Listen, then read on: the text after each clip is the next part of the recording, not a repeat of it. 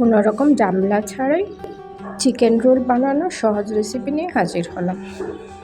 কথা না বাড়িয়ে চলুন শুরু করি। আমি এখানে নিয়েছি 1 কাপ ময়দা, তাতে দিয়ে দিব সামান্য একটু লবণ এবং হাফ চা চামচের চেয়ে কম সয়াবিন তেল। ময়দাগুলো ভালো করে মেশানোর পর দিয়ে দিব কুসুম গরম পানি। আপনারা চেষ্টা করবেন এখানে কুসুম গরম পানিটা ব্যবহার করতে, ঠান্ডা পানি দিলে শক্ত হয়ে যাবে। আমি একটি ডো বানিয়ে নিলাম। এখন ডোটা 15 মিনিটের জন্য রেস্টে রেখে দিব। এই ফাঁকে একটি কড়াইয়ে দিয়ে দিব সামান্য পরিমাণ তেল এবং পেঁয়াজ কুচি। পেঁয়াজটা বাদামি কালার ভাজা হওয়া পর্যন্ত অপেক্ষা করব। এখানে নিয়ে নিচ্ছি মুরগির মাংস ছোট ছোট করে কাটা। তাতে দিয়ে দিব সামান্য একটু হলুদ গুঁড়ো, মরিচ গুঁড়ো এবং ধনিয়ার গুঁড়ো এবং পরিমাণ মতো লবণ।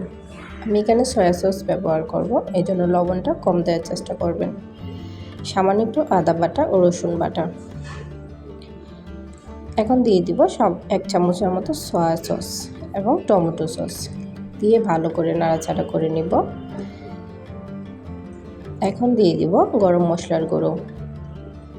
আমি এখানে আস্ত মশলা ইউজ করি নাই, কারণ গরম মশলা দিয়ে সব কিছু ছিল।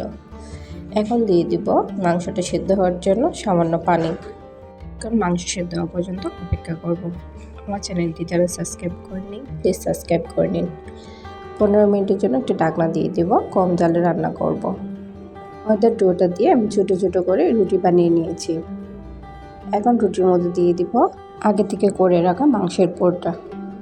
সেটা দেখাতে পারিনি কারণ স্কিপ হয়ে গিয়েছে। এখন রোল শেপে আমি সবগুলো পিঠা বানিয়ে নিব। দেখুন আমি কেমন করে বানাচ্ছি, এভাবে বানিয়ে নিতে পারেন। আপনি যে কোনো শেপ আকারই বানাতে পারেন, সেটা ছোট কিংবা বড়।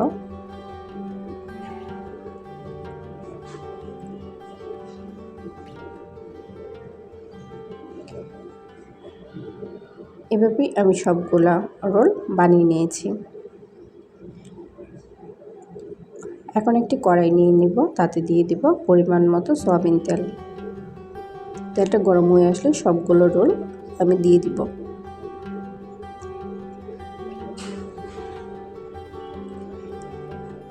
এখানে কোনো ব্রেড ক্রাম কিংবা ডিমের প্রয়োজন হবে না, শুকনোই আপনি এটা ভাজতে পারবেন। ব্রেড ক্রাম দিলে যেহেতু অতিরিক্ত তেল চুষে নেয়, সেই জন্য খেলে সমস্যা হতে পারে অনেকেরই, সেই জন্য কম তেলে ভাজার চেষ্টা করবেন। এবং বাচ্চাদের জন্য এটা পারফেক্ট একটি রেসিপি। ভাজা আমার হয়ে গিয়েছে। এখন একটি ছাঁকনিতে করে সবগুলো রোল আমি উঠিয়ে নিব। সবগুলো রোল উঠানোর পর দেখুন কতটা ক্রিস্পি হয়েছে।